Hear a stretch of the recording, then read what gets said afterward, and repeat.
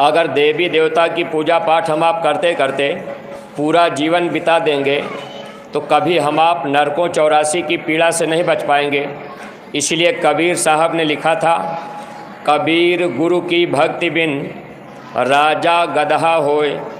अगर मानव जीवन में गुरु नहीं मिले, हम लोग गुरु की भक्ति नहीं कर पाए, तो राजा को भी गधे का जन्म दिया जाता है। तो ऐसे हमको आपको नरकों 84 में सज़ा तो दी जाएगी, लेकिन अगर महात्मा मिल गए, हम लोग उनकी भक्ति कर लिए, तब महात्मा बचा लेंगे।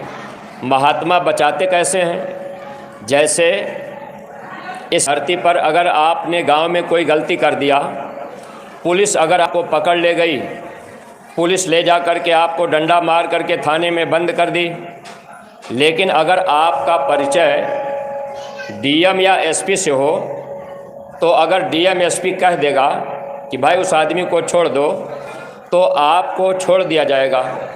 ऐसे ही संत जो होते हैं ये भगवान से बड़े होते हैं। परमेश्वर से गुरु बड़े, गावत वेद पुराण, सहजो हरि के मुक्ति है, गुरु के घर भगवान। संत जो होते हैं भगवान से बड़े होते हैं।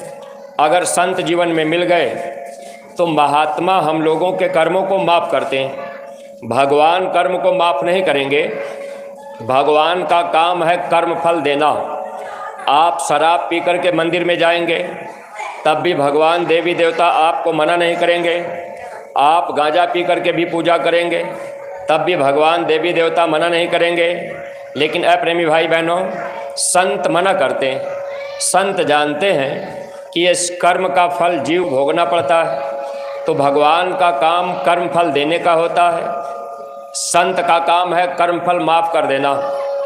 आपके रामायण में भी लिखा हुआ है, भगवान राम ने इशारा किया था, काल रूप तिन कर्म भ्राता, शुभ और अशुभ कर्म फलदाता। भगवान राम ने कहा, हे इंसान, मैं काल के रूप में सबका भाई हूँ। मैं किसी का दोस्त नहीं, मैं किसी का दुश्मन नहीं। आप शुभ कर्म करो या अशुभ कर्म करो, हम आपको दोनों कर्मों का फल देंगे। तो भगवान का काम है कर्म फल देना। इसलिए मानव जीवन में महात्मा मिल जाएंगे, तब तो महात्मा हम लोगों को बचा लेंगे।